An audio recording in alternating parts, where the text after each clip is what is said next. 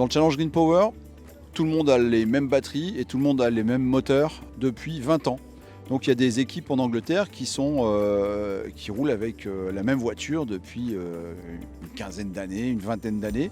Et nous, on a rajouté dans les Hauts-de-France 13 équipes pour lesquelles on a fourni les véhicules complètement démontés. Et donc ils ont adapté leur véhicule.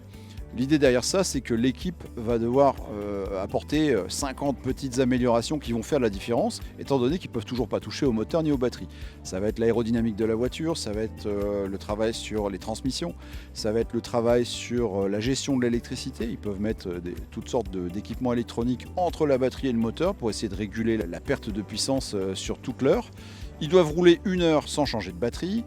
Ils peuvent faire des arrêts au stand, ils doivent être encore en train de rouler au bout d'1 heure et évidemment on compte les tours. Ça nous permet d'établir un classement qui sélectionne 2 équipes des Hauts-de-France pour aller disputer la finale internationale en Angleterre à Goodwood. L'intérêt dans un établissement, c'est que justement il n'y a pas de grosse équipe et de petite équipe. Étant donné que tout le monde a le même matériel au départ, il va falloir être astucieux pour faire progresser sa voiture.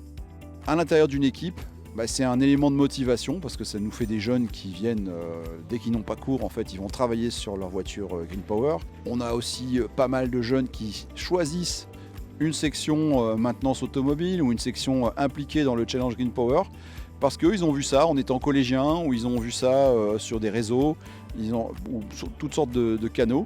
Et ils ont une curiosité pour cette compétition.